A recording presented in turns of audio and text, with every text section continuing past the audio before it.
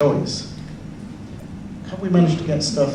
We have. We'll stop questions there, go on to these, and then we can come back. So Alan is going to run through what... Can we just dim the lights? Is it possible on that side slightly? What you're about to see is a collection of possibly the worst hairstyles you've ever seen. Starting with our sadly absent colleague, Mr. Alan Marshall, who looks like the Emperor Dalek at the moment. There we go.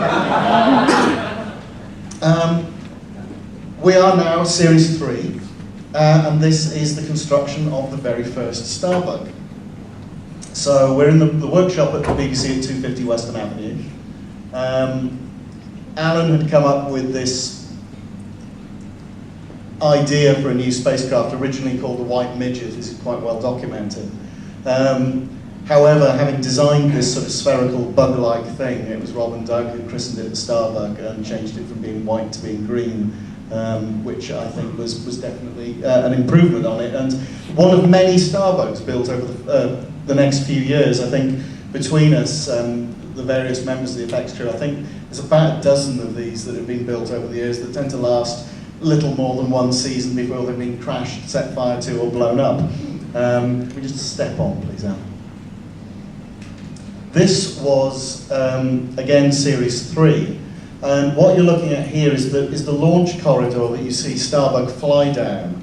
And I believe this might have been Peter's idea, that in order to try and get the model out through the doors without the wires catching, turn it on its end.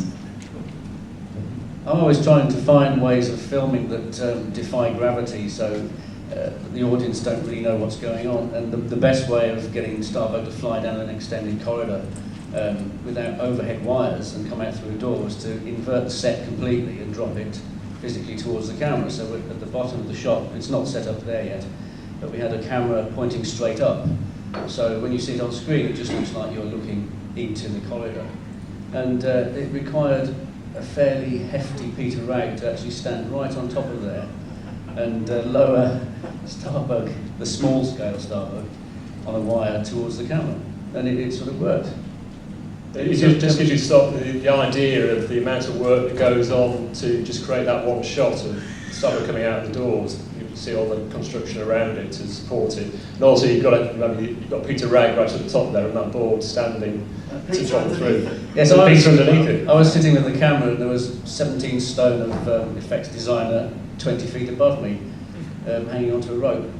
But it took so long to set up, we actually shot the horizontal version of that with it approaching the doors. Probably went on to about 8 in the evening, and then while the guys were reading it in the vertical position, myself and Peter Ragg went over to the BBC club and had about 4 pints of beer. And then at 11 o'clock at night we came over and filmed it. So we were more sturdy in those days, I think. This was in the purpose-built model stage we had at Western Avenue, which was great. It was purpose-built and had all the facilities we needed. That's another view. So looking up at it sort of gives you slightly more indication. This is the doors, and working with stuff in slightly odd orientations is always a bit of a thing to get your head around occasionally. It's like how that's going to work, and you've always got to keep referring back to what it looks like through camera.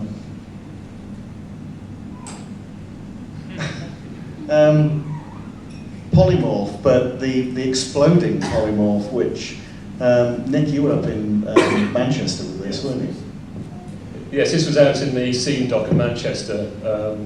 Suddenly we had to put together an exploding polymorph, which was basically trying to cobble together lots of lightweight foam pieces, that some of it come out of the mould that the original animatronic polymorph had been made from, and just try to make it look as much like the animatronic model as possible.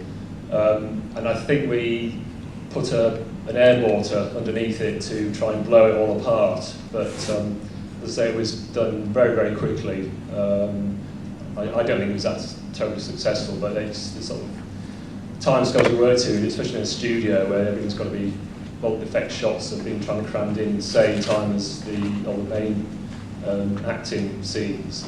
So yes, I think we did a couple. I think with the Vindaloo Monster was the same thing. It was trying to cobble something together that resembled the shape. Because basically, it was going to have their hold on it just for a very few seconds before it explodes. just to get the shot of it coming apart. We mentioned the fact that we've made dozens of Starbucks over the years. This we've stepped on to Series 5, and you can see the Esperanto in the background. This particular shot, Nick and I have always dubbed Edward Starbuck hands, which we thought would make a fabulous film. I think that was the most Starbucks we ever had. I think we had 2 of the big ones and 3 of the small ones at this point. Pardon, no, 3 of the big ones and 2 of the small ones. So a lot of Starbucks anyway. Another monster. This is we're jumping back through series here. We're back to series 4, Camille, and this is another example of something being done in a blinding hurry. Once we knew that the blobs were needed, Paul McGuinness and James sculpted up the basic clay shape, and then knowing that we needed 2 of the actual blobs out of the mould, James is currently in the process of making a plaster mould of the original clay sculpture. So it's a large, hefty and unwieldy mould, but it's only actually got to last long enough to get 2 of the blob creatures out. And if you step it on, I believe this is James then in our spray booth pouring gallon upon gallon of green latex into those moulds to try and get the 2 props out. And there is James inside one of the unpainted, untrimmed and untentacled blobs. And that shows you, that's pretty much how much visibility Nick and I had from these things when we were operating them. Another creature, this is Rocky sculpting the Rimmer's self-loathing demon from Terraform. Again, this was one of those creatures that didn't really make it into the show that much, certainly not warranting, I suppose, the amount of work that was put into it. It was used really as a set of silhouettes in the end. But in terms of the creature itself, it was quite a thing. It was well over 6 foot tall, articulated puppet that could be operated from behind, an animatronic head, separate set of gloves and arms to get shots of hands holding things. And I think the next shot shows it in a slightly more sculpted form.